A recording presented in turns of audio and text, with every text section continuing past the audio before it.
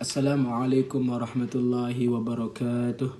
Alhamdulillahi wa kafa. Wassalatu wassalamu ala rasulillahil mustafa. Wa ala alihi wa sahbihi ahli sidqi wal wafa. Amma ba'du. Puji syukur kehadirat Allah subhanahu wa ta'ala dan mengucapkan Alhamdulillahi rabbil alamin. Dan salawat serta salam kepada junjungan Nabi Muhammad sallallahu alaihi wasallam. Dan mengucapkan Allahumma salli ala Sayyidina Muhammad wa ala ali Sayyidina Muhammad. Yang sama-sama kami hormati dosen pengampu dan yang kami sayangi dan banggakan teman-teman sekalian. Kami akan menyampaikan PPT materi kami tentang spermatopita, gymnospermae dan angiospermae yang disusun oleh kami sendiri, Yusron Hidayat, Metina Safera, dan Hastuti Aminin Aulia. Materi pertama, pengertian spermatopita. Tumbuhan berbiji atau spermatopita adalah tumbuhan yang mempunyai bagian yang disebut biji.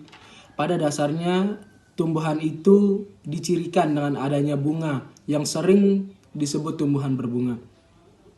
Biji yang dihasilkan oleh bunga setelah terjadi peristiwa penyerbukan, dan kata lain, biji dapat dihasilkan merupakan alat pembiakan seksual atau generatif. Selain itu, ada juga pembiakan secara aseksual atau vegetatif. Ciri-ciri spermatopita. Spermatopita mempunyai ciri antara lain yang makroskopis dengan ketinggian bervariasi. Yang kedua, bentuk tubuhnya bervariasi. Cara hidup fotoautotrof. Yang pertama, habitatnya kebanyakan di darat tapi ada juga yang mengapung di air atau teratai. Yang kedua, mempunyai pembuluh flem atau silem. Dan yang terakhir, reproduksi melalui penyerbukan atau polinasi dan pembuahan atau fertilisasi. Angiospermae. Angiospermae adalah tumbuhan berbiji yang tertutup. Mengapa dikatakan tumbuhan berbiji tertutup? Karena bijinya selalu diselubangi oleh suatu badan yang berasal dari daun-daun buah yang disebut dengan bakal buah. Kemudian bakal buah beserta bagian-bagian lain dari bunga akan tumbuh menjadi buah dan bakal biji yang telah menjadi biji tetap terdapat di dalamnya.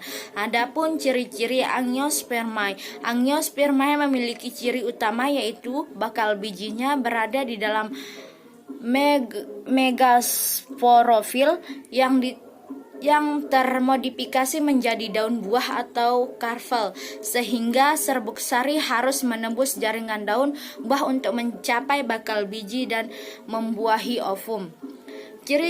Ciri khusus angiospermae yaitu yang pertama, bunga disebut sebagai tumbuhan berbiji tertutup dikarenakan bakal biji yang dimiliki tumbuhan ini dilindungi oleh daun buah.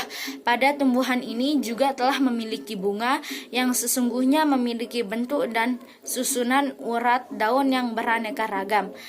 Ada daun yang pipih, sempit ataupun lebar, dan susunan urat daunnya ada yang menyirip, menjari, melengkung ataupun sejajar seperti pita. Alat perkembangbiakan secara generatif berupa bunga, macam-macam bunga, yaitu ada bunga lengkap, merupakan bunga yang memiliki semua bagian bunga tanpa terkecuali, yaitu tangkai bunga, kelopak bunga, mahkota bunga, benang sari, dan putik.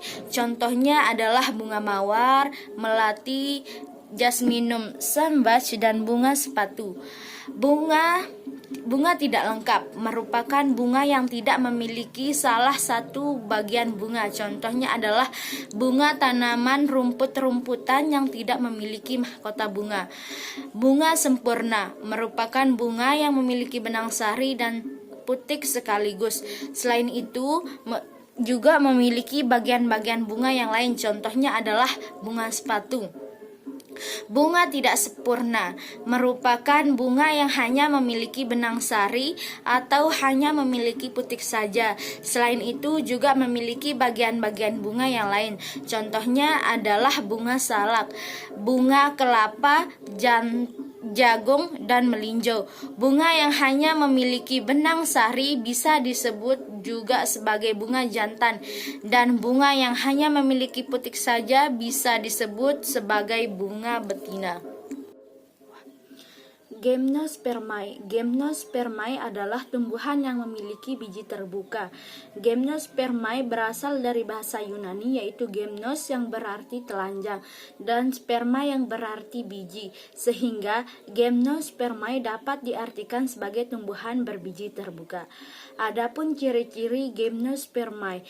Gymnospermae memiliki ciri-ciri sebagai berikut. Yang pertama, bakal biji tidak terlindung oleh daun buah. Pada umumnya, perdu atau pohon tidak ada yang berubah herba. Batang dan akar berkambium sehingga dapat tumbuh membesar. Akar dan batang tersebut selalu mengadakan pertumbuhan menebal sekunder. Berkas pembuluh pengangkut kolateral terbuka. Silem pada Gymnospermae hanya terdiri atas trakeid saja, sedangkan plomnya tanpa sel-sel pengiring. Kedua, mempunyai akar, batang, dan daun sejati. 3. Bentuk perakaran tunggang. 4. Daun sempit, tebal, dan kaku. 5. Tulang daun tidak beraneka ragam. 6. Tidak memiliki bunga sejati. 7. Alat kelamin terpisah. Serbuk sari terdapat dalam strobilus jantan dan sel telur terdapat dalam strobilus betina. Struktur perkembangbiakan yang khas adalah biji yang dihasilkan bunga ataupun runjung. Setiap biji mengandung bakal tumbuhan, yaitu embrio yang terbentuk oleh satu proses reproduksi seksual. Sesudah bertunas, embrio ini tumbuh menjadi tumbuhan dewasa. 8. Sperma atau sel kelamin jantan menuju ke sel telur atau sel kelamin betina melalui tabung serbuk sari hanya terdapat pada tumbuhan berbiji. 9. Tumbuhan biji mempunyai jaringan pembuluh yang rumit. Jaringan ini merupakan saluran yang menghantar untuk mengangkut air, mineral, makanan, dan bahan-bahan lain. Yang selanjutnya, tumbuhan berbiji terbentuk pigmen hijau atau klorofil yang penting untuk fotosintesis, yaitu satu proses dasar pembuatan makanan dan tumbuhan. Gymnospermae memiliki batang yang tegak lurus dan bercabang-cabang. Daunnya jarang yang berdaun lebar, jarang yang bersifat maji, bertulang. Daunnya tidak banyak ragamnya. Hal ini sangat berbeda dengan karakteristik daun yang terdapat pada Angiospermae yang pertulangan beraneka ragam. Baiklah, untuk materi selanjutnya yakni integrasi religi. Firman Allah dalam Al-Quran surah Az-Zumar ayat 21, yang artinya, apakah engkau tidak memperhatikan bahwa sesungguhnya Allah menurunkan air dari langit, lalu diaturnya menjadi sumber-sumber air di bumi. Kemudian dengan air itu ditumbuhkannya tanaman-tanaman yang bermacam-macam warnanya. Kemudian menjadi kering. Lalu engkau melihat kekuning-kuningan, kemudian dijadikannya hancur berderai-derai. Sungguh, pada yang demikian itu terdapat pelajaran bagi orang yang mempunyai akal sehat. Selanjutnya, habitat. Habitat spermatopita biasanya di darat, tetapi ada juga yang dapat ditemukan mengapung di daerah perairan.